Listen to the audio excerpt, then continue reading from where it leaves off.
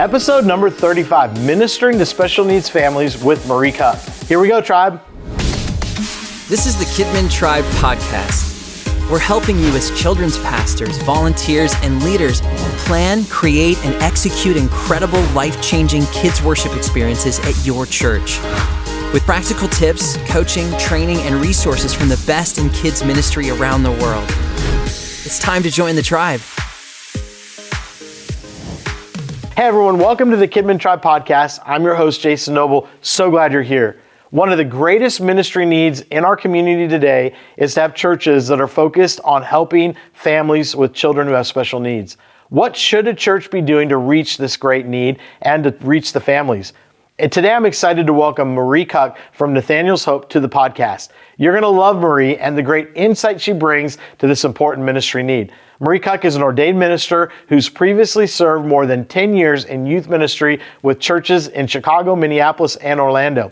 As the executive director of Nathaniel's Hope, she oversees the full-time ministry staff and hundreds of volunteers from throughout the country. Marie passionately advocates to and trains churches how to practically welcome and include those with disability to their congregations. She's the former co-host of Today's Family, a TV show, and is taught in the Department of Communications at North Central University. She speaks to audiences throughout the country and is affectionately known as a mom on a mission. You're going to love her. Don't miss a single moment of today's podcast. Share it with all your friends. Really dig in, and as you're getting ready to fall, say, Lord, how can we use this in our ministries? I hope you're ready for the tribe today. We're going to jump in with Marie right after this. Hey friends, Carl Barnhill here. If you are a kids ministry leader and you need some quick visuals for your kids services, I'd love for you to check out our kids media library at 1230kids.com. We have over 10,000 pieces of media content that you can download either a la carte or through our annual subscription. We have 10 product lines of visuals, including games, mini movies, and Bible story videos, themed packs, countdowns, worship videos, social media content, and more. You can start downloading today at 1230kids.com/go for Go Unlimited. That's 1230kids.com/go. Well, hello, Kidmin Tribe. My name is Jason Noble. I'm your host, and I'm so excited to have Marie Kuck from Nathaniel's Hope. She is the CEO. I think that's your title, the CEO, the lady in charge. And I'm so excited to be able to talk about what we can do as a church to reach special needs families in our community, some ideas, some thoughts. And Marie, I think you're the expert on it. Will you tell us a little bit of your journey, what brought you to what you do, and what you do? Sure. Okay. And all in 30 seconds now. No, take your time. Okay.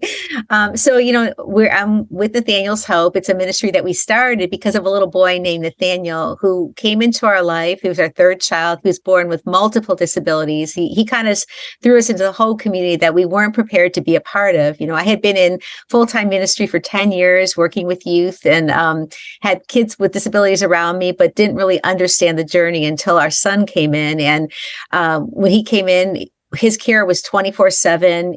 It was just extreme. And I felt like I got put on a shelf, but really I was in a classroom for 4.5 years. And for 4.5 years, we were blessed and challenged with caring for him. And then he unexpectedly had a change of address and moved to heaven. And after he left us, my husband and I both felt like this wasn't the end, but it was the beginning. And God wanted us to steward our journey with our son and being in a whole disability community. And out of that came Nathaniel's Hope. And so our mission at Nathaniel's Hope is to celebrate and cheer on families that have kids with disabilities, who we call VIPs, because I hate the term disabled and handicapped. They're kids with value and incredible purpose, as well as educate and equip the community, but primarily the church, with ways to assist and pull alongside, the VIP community and cheer them on their journey. So that's kind of what we do. In that 4.5 years with Nathaniel, what was one thing God really taught you? I mean, obviously there was many, but like you walk out going, okay, this is the one thing. Because many children's leaders have difficulties like that in challenging times. What was the one thing God taught you through that process? Kind of one thing that sticks out. One thing, there's obviously his faithfulness, but I think I think he showed us the power of the powerless, the how he could take a little life that was broken, a little boy who never walked or talked or ate with his mouth, and just the purpose that he could weave through this boy, just I always say, like, with people, a lot of times people say, well, with a person with a disability that can't, or isn't mobile, can't talk, can't do these things, what can they teach you? I mean, he taught us about, God's unending compassion and mercy. He taught us how to love unconditionally. He taught us all these things like that.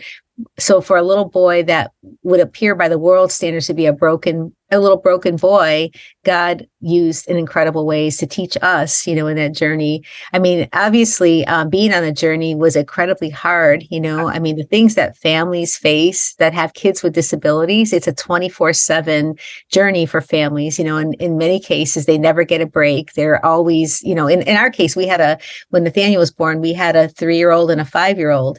And so we were trying to manage that, whole journey with them. And, a child that didn't sleep all night, that was in and out of hospitals. And it suddenly kind of really messes with your family life, Oh, yeah, in a big way. I could only imagine. Yeah. Wow. Well, and that kind of segues into, when churches take a focus and say, hey, we want to be a church that can help families with VIPs, that can help families, like, what does that look like? What are I want to dig into that today. Like, what can we do as a church? It takes me back when I was a children's pastor in California. There was a church up the road in Sacramento that had a special needs ministry that literally families would drive in 3 and 4 hours from around to be a part of, because the church had not done a good job in general of reaching families. I think the church doesn't know what to do. Like, how do we integrate them in? That's not part of our training. So that's what I'm going to dig into today. What do you think are some of the big challenges? Dig into it. Help us to know, like, where to start. I know it's a big conversation, but, like, I think start out with, like, okay, what are some of the challenges that we're facing with families that have disabilities? How do we get into their world? How do we get into their mind? What are they looking for in a church? Right. Well, I think, first of all, they're just looking to be accepted in the church. I can tell you about the number of families that contacted us that churches have said, sorry, we can't take care of your kid. We're not equipped. We can't, go look at this church down the street, which, I mean, the church down the street is great if they're doing a great job, but every church should have kids with disabilities in it. I always say, like this, you've got the body of Christ. And if you cut out kids with disabilities, it's like you're cutting off the nose, you're cutting off the earlobe, you're cutting off a part of the body that God wants to use to teach us, and can cause us to grow in our faith and walk. But oftentimes the first thing is just welcoming families to let them know, like, hey, we're so happy you're here. We may not know what we're doing, but we are happy you're here, and we want to journey with you together, So I know a lot of times churches think, well, we just aren't at that place that we can have the special needs room and we can have all of these bells and whistles and things to minister to this community. And I'm like, you don't need all that. What you need to do is, first of all, just say, I'm so happy you're here. I'm glad you're here. And let's figure out what's going to work for your child, because disability is so different for every child. A child who has autism, even on the spectrum, you can have really high functioning kids and you can have very low functioning kids. So the needs are going to be so different even within that spectrum. Or you have kids with physical disabilities that are coming in. You can have kids that are hearing impaired. I mean, the list can go on and on. So it's not like you can say, well, here's how we're going to make a room and we're going to make this work for kids. Because just like you and I are so unique in how God's made us, He's made all these kids very unique. So really the key is just to, when a family comes in, take a breath, don't freak out, and just you begin to understand, like, how do I sit down with this parent and talk to them about what can we do as a church to help Johnny feel like this is home, and yeah. Take us into the mindset of what families and parents might be facing as they're walking into the church, so that we know, kind of as leaders. I think that's a fascinating question. Like, help us to know, because many of us have never been in that spot. So what are families like? What's their mindset when they walk in the door? What are they looking for in addition to welcome? Give us that idea of what that kind of looks like. Right. Well, to back up a second, parents have to fight for everything. They have to fight insurance companies. They have to fight school systems. They have to fight for services. So when they come into the church, I mean, they're hoping they're not going to have to fight the church to allow their child to be a part of that. That's something very basic from the very beginning. That is fascinating. that alone is, I mean, that is such a key right there, right? Right. I mean, just being welcoming. So from the beginning, like, when they're first pulling up and, think about, well, of course, if a child has a handicap accessible sticker, then obviously they're going to be able to park a little closer. But sometimes a family might have a special need. They have a child who's a runner, but they don't have a sticker for their car. So even having parking outside that says, special parking for special needs families, like that. Yeah, yeah. And then as they come in, how are those first point people? How are they prepared to greet the families? Are they like, oh no, I don't, I don't know what we do. I don't know if we have a place for you, but to, welcome and say, we're so happy you're here, like training those first point people in responding to somebody who comes in with a disability. And then, if they're being directed over to the children's department, having the children's department ready to receive. In a lot of cases, I know on a Sunday morning, if you are short on volunteers and it's just, and you have more than your share of kids coming in, that God has just blessed you with an incredible amount of kids. And then you have a child show up that has some unique needs, you're beginning to sweat and say, what am I going to do?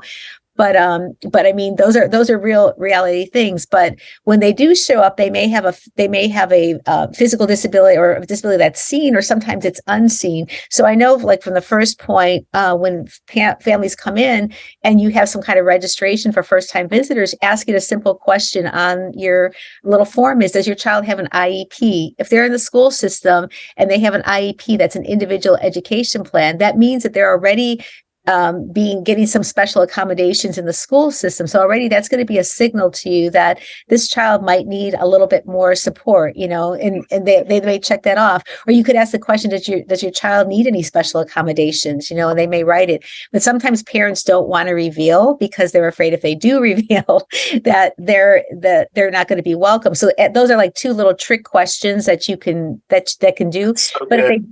if they do check it off, then I would say, the next day or later on, depending on what the status is of everything, is to get on a phone and call the parent and say, hey, we're so glad Susie was with us yesterday. I noticed they've got an IEP. Can you tell me about that? And how can we as a church, how can we work together to make this the best place for Susie, but just starting in ways like that. Because chances are they had to probably fight for that IEP, right? I mean, like, they have to fight for everything, but when they come into church, then so if you're having one of those mornings that, it's great if you can have somebody on standby that can be available. So if you notice somebody that might need some extra support, that you can have a volunteer that you can text or just be on standby to just offer that support. So you're not taking a child and putting him in a classroom with a lot of kids and asking the teacher to manage all of that. But sometimes if you have one of those mornings that you're short on help, to ask the parent and say, hey, would you be willing to sit with your child today? Never communicate, sorry, we're full, we can't take you. And we've had people tell us at churches, we'll tell them that, sorry, we've met our quota for your type of kids, that type of thing. But You're just doing everything you can to let them know, we're so happy you're here. We want you to be here, but you're going to have to help us on this journey, being humble about it. I know sometimes families don't want to reveal, or they want their child to be treated like everybody else. Most parents don't want their child to be thrown into the special room. They want their child to be integrated with all the other kids. Now, there's times if a child has behavioral challenges that you might have to have a space that you can put, remove them into that setting to help them calm down so that, they don't get violent and hurt other children or other volunteers that are there.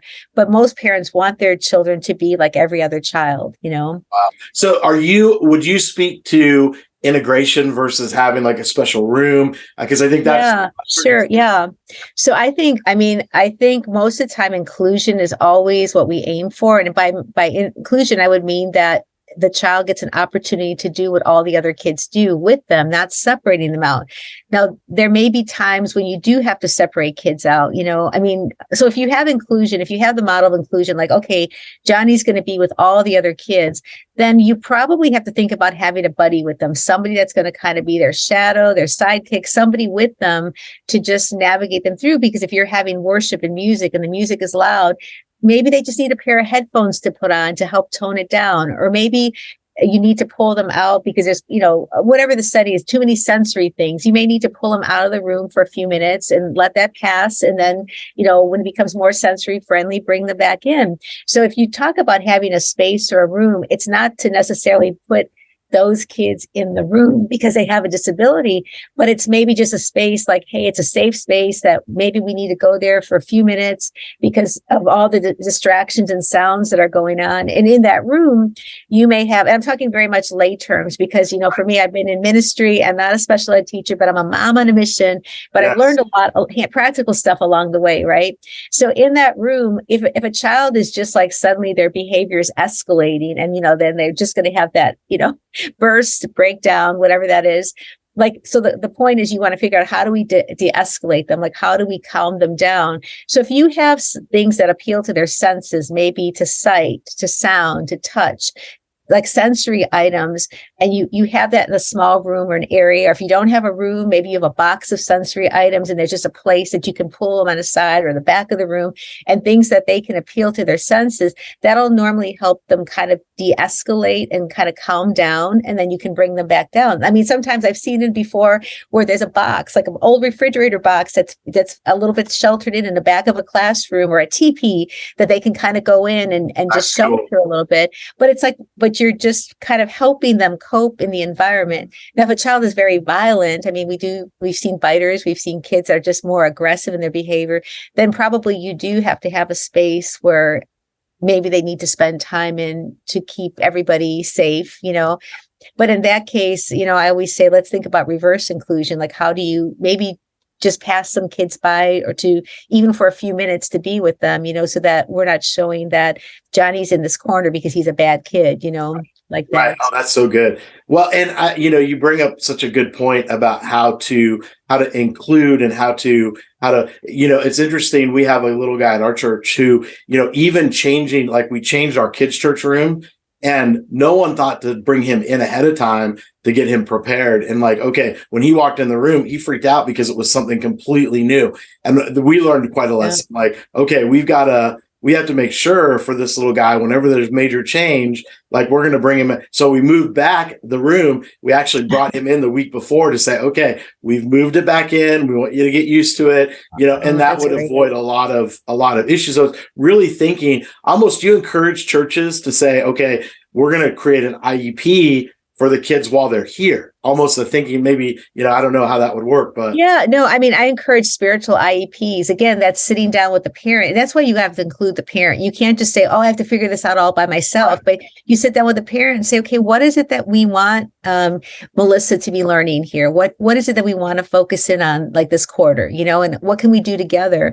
But also, you brought a good point. A lot of kids like that routine. So the routine, and even like saying, giving them warnings like, hey, having little visual timers and saying, when this timer goes out, we're going to be moving to another activity. We're going to be moving to the next thing, or even having a storyboard, like just having pictures, for kids to say, okay, first we're going to pray and then we're going to sing, just showing them pictures so that they kind of know what's going to happen. And if you are going to take them out of routine, you do have to prepare them, And you mentioned about the space, that was brilliant that you guys did that. But even if kids are coming in new to the ministry, having them come in when kids with anxiety, which is not seen, it's not a thing you can usually see, but if the family says, yeah, he's got anxiety, bringing them in when there aren't kids there and having them walk around, ask questions and say, where do you feel comfortable to sit? Or is there, if you're feeling like anxious, what can we do? Like, is there a symbol or a code or something that you can tell the teacher so that they know, but there's just like little things. But again, that doesn't work for every child, right? Like that's a child that may have this specific disability. And that's why you can't say, well, we work with kids with disabilities. This is what you do. Here's the 3 easy steps. Right. Well, and luckily we have such a good relationship with the parents with that little guy that we could sit and talk and we figured it out together. And, I think that that's really one of the keys. What do you think when you look at parents, what do you think parents are looking for in a ministry? Like, how can we reach the parents too? Because I know a lot of parents are tired, they're worn out. How do we help it? How does a church help that aspect too? That's a great question. So really disability affects the whole family. So a lot of times we think, okay, how do we keep this child how do we minister to this child on Sunday morning? But really, it's the whole family. Like when we had Nathaniel and we were in the hospital with him, and our daughters couldn't go to church because we were in the hospital. We couldn't get them to church. We just couldn't pull it all together. Like they had some unique needs that had to happen, So always looking at the family unit and think, well, how does this affect whatever the disability is or wherever this family is in life? How does it affect the siblings? And what can we do to just give attention to the siblings a little bit more? But you were hitting on it with moms and dads. I mean, so often they are exhausted because they're doing this 24/7 and they don't necessarily need another activity at church, but they just really need a break, So we have found one of the greatest things that a church can do is provide something called respite care, which is kind of a parent stay out for kids with disabilities. And basically it's just like saying, hey, we'll hang out with your kids for a few hours once a month to give you a break, And if you can believe this, that's one of the things that we do at Nathaniel's Hope. We provide a program called Buddy Break, and we train churches how to do respite care. And time again, we hear how families say, like, it's been 10 years. We've never had a date night because we couldn't leave our child with anybody, because oftentimes you can't call the girl down the street to babysit because she's going to be intimidated, not feel equipped. You've got other siblings. So when a church can open their arms and say, we love you, we care, we want to take care of your child for 3 hours to give you a break. I mean, that speaks volumes to the family, right? And then it kind of gives the kids a place to belong, because oftentimes some of these kids, even though we try, they're not invited to the birthday parties. They're not included with other kids. So it gives them community. It is a great missions outreach because people in the community are saying, I need help, and they're looking for help. And the church says, here, we care. We care about your child. We want to take care of you. And then also it trains volunteers. I think it's one of the greatest training grounds to take people that have never worked with kids with disabilities and let them play with them for 3 hours, and help them gain confidence, get over their fear, and then use those volunteers then on Sunday morning, So it does a lot of different things like that. Totally. Well, and what I love, what I heard you say is you guys do training for this. So talk to me, because I feel like people need a go-to like Nathaniel's Hope. Talk to me about what you guys offer through the ministry and how people can plug in. Yeah. So basically we have it's a turnkey program called Buddy Break, and we've trained churches in 37 states. We have hundreds of churches, and basically we've come up with the whole structure, and we just teach you how to use it. So everything from an online database that we offer that kids can their parents register them. So you have a 7-page profile on the child. So you can read all about the child. The people that are going to volunteer can read all about it. But we do training online. So everything is, and we also have on-demand training. So if a church was interested, they can take their leaders who are going to lead the program, and we train them how to run the program. It's about a 6-hour training. So it's not for the faint and heart. Right. But it deals with risk management, safety, disability sensitivity. I mean, all the things that we put together, all the pieces, whether it's advertising, whether it's how to do an orientation, how to train your volunteers. We've put it all together, and then we give you training to train your volunteers. So we train the leadership team, and then we give them training to train volunteers. And the thing that we want to walk this journey with churches, because we think it's too overwhelming to say to a church, hey, you should do a respite program, and here's how to do it. And then here. So we want to walk the journey. If they need support, great. If they don't need support, great, but we want to be there to help them. So we have churches. Our longest standing church has been going for 20 years. They started 17 years. We started Buddy Break 17 years ago, and they've had several changes in leadership in that 17 years. But because of our on-demand training, they just, when they know a leader is going to be moving out, they identify a new leader, put them through the training, and they just kind of pick up where they left off. So we'd like to see the seamless ministry go on, for years to come after that. So anyway, so we're able to do that. We're very happy to do that, and it works. Yeah, no, totally. And where do people find that at? They can find it at our website at nathanielshope.org, or if you do buddybreak.org, you'll get to that as well. But we do monthly. So we have the on-demand training, or monthly. We do monthly trainings if you want to be live. It's recorded, but we talk in between. We answer questions in between. And then if a church chooses to say, yes, I want to do Buddy Break, we have a coach on staff that's available, not 24/7, but pretty much every day is available. We have a Facebook group that churches can talk to each other, share best practices. I mean, we're trying to just make sure that churches leaders don't burn and fizzle out and say, I can't do this. This is hard. We want to help cheer them on the journey. But I can tell you on the other side of it, the reports that we hear is just the volunteers that are raised up. A lot of times, new volunteers, we tend to look at the same pool sometimes, right? Because 80% like 20% of the people do 80% of the work, but we find that this program does bring new people in. We've seen top level executives, senior citizens, high school students, families come serve together, people that have just been sitting in the pew, not doing anything, that get excited to do this together or to just jump in and to serve. So it's been cool, but we've thought through all the risk management, all the things you don't need to think about that. You need to do the ministry. So we want to make it easy for that to happen. Totally. And oh, good. Well, I was going to say, and the beautiful thing about it, like in Central Florida here, we have 20 churches that participate. So if parents want to go to a different respite program every week, they can do that because all of their profiles are online. So if parents really need a break, we get churches working together in the community to care for kids. And we even had a family move from Orlando to Seattle, and we had a program up in Seattle area, and they walked right into a program up in Seattle, and it was just like home for the kids, with that. Wow. And it's so amazing. I would bet if leaders want to see how this is done, they could even connect to go to one of the churches down in Central Florida and just watch it play out. I mean, so it's being done, it's being modeled, it's being, and so this is a big pizza. Like I look at this as a big topic in the church. What's the first step? So if you're coaching leaders, like children's pastors who are going, okay, I want to do something, what would be your first step?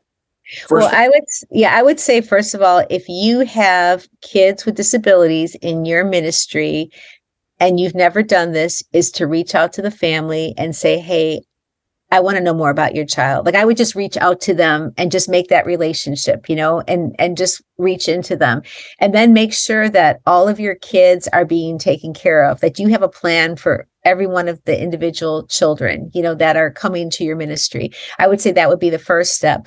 And then I would think about, okay, if somebody shows up on Sunday morning, how am I going to identify that they have a disability? And what do I do in that moment when they show up and I don't know what I'm doing before I can have the conversation with the parent, like that.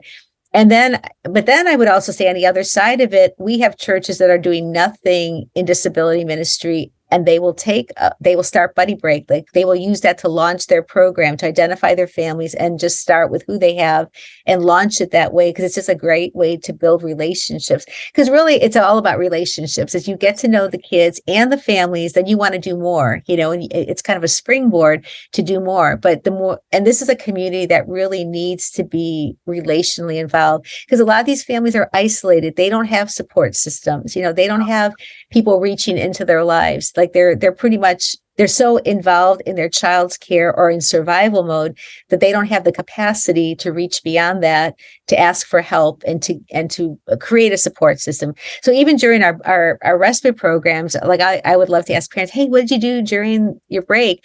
It's sad, but some of them don't have friends. So I'll be like, did you go out for coffee with a friend? Well, I don't really have anybody. So in some cases, the parents are coming together at a program and they're going out for coffee and they're finding. I was going to say, what a great opportunity. It is. Yeah. We've had churches before where the pastor's office he's opened up his office and said, oh, hey, we'll put coffee and donuts in here. Just let the parents come in and hang out, and I'll hang out there with them, which has been really beautiful. In some cases, I hear this over and over again. Parents are just going to sleep. They just go in the parking lot, recline their chair, and go to sleep in the parking lot. Number one, because they're exhausted, but number two, they want to be close enough because they're afraid that if their child needs help, they want to be there because they're not used to leaving them. But I mean, it just becomes a great opportunity to connect with these families and build relationship. During COVID, we did a lot of creative things with the families. Like we would encourage our churches to put posters on their lawns, saying we love you, or do drive-bys or deliver pizzas to give them a dinner break, but we would just try to be creative in how to love on them and to let them know that they weren't alone, that they weren't forgotten, and that they were loved and cared for.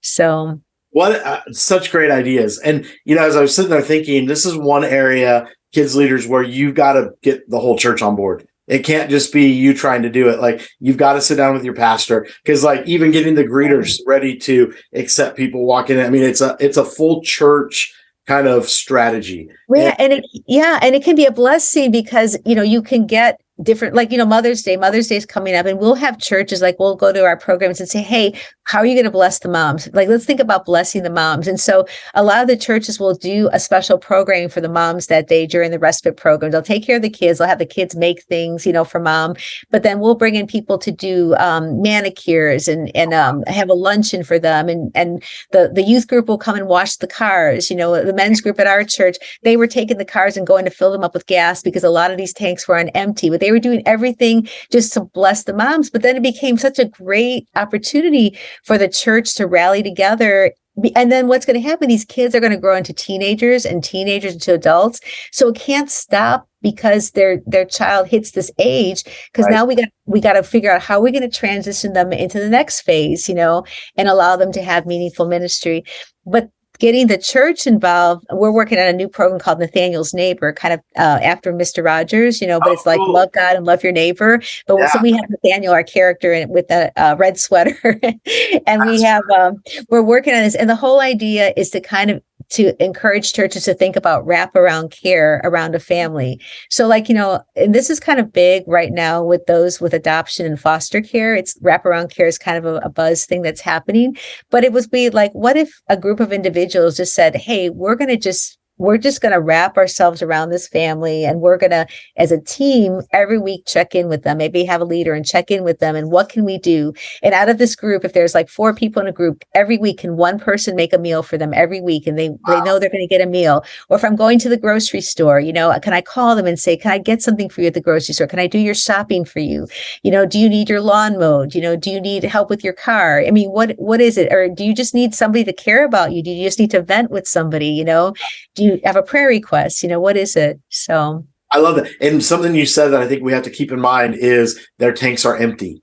So not only their fuel tank, but their emotional tank. And like, I mean, how do we fill that tank back up? And really what you're saying is find a need and meet it. Like, what are the needs? And I think as you dig in, you can find out as you talk to parents what the needs are. And then really, because like you said, it's not a one size fits all. It's not a ministry equation and we're going to have it solved. I mean, I think depending on where you're at, what you've got going on, it's one of those things that you almost need to be like looking at what the needs are for your own church and then how to meet those needs. You guys are doing something down in Orlando in 3 weeks. Tell us about that. We are having the biggest party celebrating kids with special needs. So it started 21 years ago. So when Nathaniel, after he went to heaven, we couldn't do a birthday party for him anymore. So we decided to create a birthday party for kids with disabilities. So 21 years ago, we had a gathering in downtown Orlando, about 600 people. And we kind of did a walk around the lake, the center of our thing. And we did hot dogs and had a few exhibitors.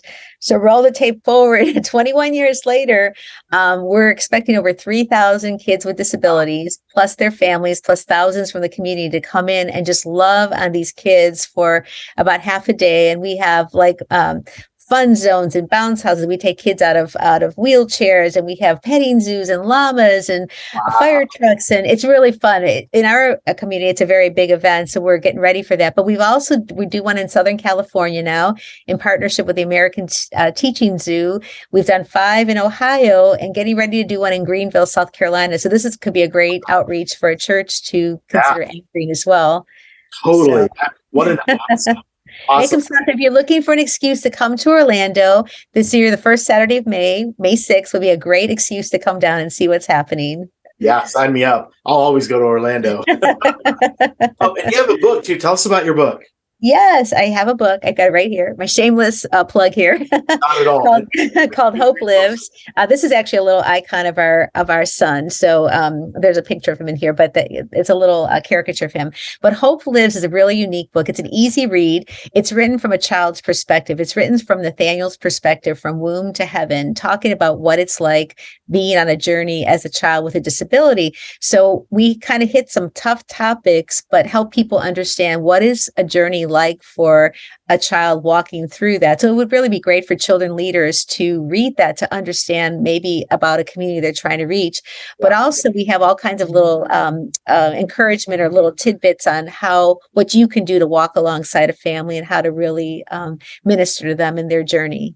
Get that book. It's a great book. I've read it, and it really is. It's awesome. And I honestly believe that if Jesus was here today, he would be highly involved in this type of ministry with special needs. You know? I think so. I mean, look at like what he did with the people that had leprosy. And I'm not saying it's the same, but at the same point, like he was around people who were desperate and needed his help. You know, right. So, Well, yeah. In the book of Luke, it talks about when we're having the party or the feast, right? Well, who to go out and find. Go out and find the lame, the maimed, the blind, and the crippled. He's saying go out and get them and bring them in. So I'm with you on that, Jason. Oh man, yeah. So we're going to get ready to wrap up here. Do you have any final thoughts you want to leave people with? Yeah, I mean, I would just really say that, encourage you, challenge you not to be afraid of this community, and to really be Jesus with skin on, be his hands and feet to this community. And maybe, you have, it's been a while, you've been in ministry a while and you haven't ever reached out to this community, intentionally. I would just look at your congregation and start with one, just target in on that family and and maybe you need to say, hey, I'm sorry, I've never really, and I mean, I've had to go back after I youth pastored for 10 years. And then after Nathaniel came and everything, I, kind of felt shell. But after I walked the journey with Nathaniel, I've gone back and asked forgiveness to families that had kids with disabilities that I didn't do more. I didn't know, but I should have tried to know more, and I've gone back and asked for forgiveness. And now I know. So now I want to tell everybody, you need to know this community's out there, and the blessing's going to come. It's like, yes. Is it messy? Is it hard? Yes, it is. So I'm not going to lie about that. It's going to take extra effort to do that, but it's going to be well worth it. You're going to see God bless in incredible ways. It just happens. A blessing comes when you reach out to this community. They're going to bless you back. These kids are going to bless you back, and these families in greater ways than you can ever imagine. I love it. So one question, Nick, before we wrap up, in that 4.5 years with Nathaniel, was there a church that reached out or did something well that you just go, man, that made all the difference? That's interesting. We were plugged at that point. We were plugged into a smaller church that was close to us so that we could go to church, and everybody really cared for us, but they didn't know what to do with us. But I could tell you that the things that they did do that were like, when he had to spend the first 2.5 months of his life in the hospital, the women of the church, they would just provide all these meals, and I was always the one on the other side doing it. So it was very hard to receive it, but it was a huge blessing that somebody cared about me. We would have somebody sit outside our nursery window and come pray. They would just pray. They did knock on our door. They would just sit outside our window and pray. Our pastor, on many occasions, we would go he had so many surgeries. We'd be leaving for the hospital surgery. Our garage door would go up at 5 a.m. and there he was sitting, waiting to escort us to the hospital, and it wasn't like any of these things. It was just the fact that people were with us. We used to do little letters just to communicate what was happening, but just knowing that we weren't forgotten, we were a part. They may not have known everything that they could do. I mean, like if I came on Sunday morning and his feeding tube blew out and I'm wearing his stomach contents all over me, and I'm going in the van to sit there so that my family could go to church together. Well, that's just the way it was. But I knew that the church loved us and they were with us on the journey, So I think you do what you can, to just join with the families on the journey. So I was going to mention one other thing, Jason. We do every month, we do free webinars and free tidbits that we send out. So if anybody's interested, it's free. We're just trying to empower children's leaders to get trained to not be afraid of this group. So we do different things on whether it's a certain disability or whether how to structure your classroom. I mean, just all kinds of things that are just like little tidbits, and that's free. And so if anybody's interested, that they could sign up for that. So thank you so much. This has been such a great wealth of information just to be able to speak out. And leaders, do something. Do something with it. Don't just ignore. Do something. Find a family. Start out with one family. Get into it. And there's no excuse for not. I think in that perspective, look at what you can do. I know sometimes people feel overwhelmed. Kids ministry is a big a big job. It's a big thing that we put our hands to. But I want to tell you, take time out, find a leader, pray for somebody that God could send into your way to help that has a heart for this and that can really jump in. And so, hey, will you pray for our leaders before we go today? Oh, I'd love to do that. Thank you. Father, we just thank you for your faithfulness, God. Thank you, Lord, that you first loved us, Lord, and now we can go out and love, God, those that sometimes are difficult to love or make us feel uncomfortable, God, or sometimes we don't even know, Father, how to do it. But thank you that your love, God, can help overcome all that. Your grace is sufficient for all of us.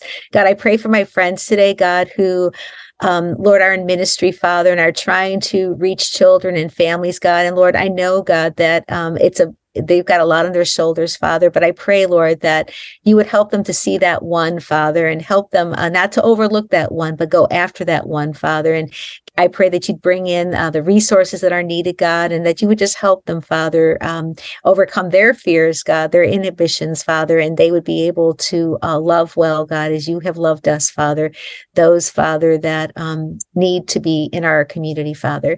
So thank you for your faithfulness, Lord, and thank you for your help and your strength, Father. In Jesus' name, amen. Amen. So friends, go check out nathanielshope.org. I think that's the website, right? Go check that out. Get plugged in, find out what's happening. Marie, thank you so much for taking time out today. We'll see you next time on the Kidmin Tribe podcast. Thanks. Bye, everybody. We would love to hear from you. What are some of the thoughts, questions, ideas you would like to hear more about? You can submit your thoughts and questions to thekidmintribe.com/mailbag. And be sure to share this podcast with everyone you know. Marie, thank you so much for being on. Thank you for challenging us. Thank you for helping us to figure out what it looks like to minister to families with special needs in such a good way. Hey, listen, as I always ask you, wherever you're watching the podcast or you're listening to, on that platform, go and subscribe. Like the channel, give us a good review. We'd love to hear from you. Share it with all of your kids ministry friends. You can like us on Facebook at 1230 Kids. Share it with every Kidmin leader you know. Help me get the word out. Do me a favor also, leave a comment and a review. We'd love to hear from you. Love to hear what God's doing in your kids ministry. Right at that podcast platform. Share your thoughts. Let us know who you are. You can also find us online at kidmintribe.com. That's our online home where we have our podcast. We have a bi-weekly blog that you can get some of the best kids ministry writing and training from world-class leaders that you can share in your kids ministry. There's also a place to get some great Kidmin Tribe swag for you and for your volunteers. Let them know how much you appreciate being a part of your ministry and the ministry that's happening in kids at your church. Thank you for being a part. Listen, if you have future ideas, concepts, questions, things that you're struggling with, or you just need prayer, go to the mailbag, kidmintribe.com/mailbag. Let us hear from you. We want to hear from you, hear how you're doing, and want to hear how we can help you. Join us here in the next couple of weeks. We have a very important edition of the Kidmin Tribe podcast coming. In 2 weeks, Matt Gorman will be joining me on the Kidmin Tribe podcast. We're going to be talking about how we can extend Bible engagement with kids beyond Sunday, how they take it into their life Monday through Saturday. In kids ministry, how do we make the Bible something that's more engaging for our kids? Matt Gorman is a relationship manager for One Hope, an organization that has partnered with YouVersion and churches worldwide to create the Kids Bible Experience through YouVersion. The Kids Bible Experience is an in-app featured found on the home feed of the YouVersion Bible app and is designed to help children ages 7 through 11 develop a daily habit of engaging in God's Word. To date, One Hope has reached more than 1.9 billion. That's 1.9 billion children around the world with the life-changing message of the gospel of hope in Jesus. Prior to joining One Hope, Matt spent 12 years as a children's pastor at Fellowship Church in Grapevine, Texas. He was also part of the ongoing development of the Elevate Children's curriculum that served churches around the world.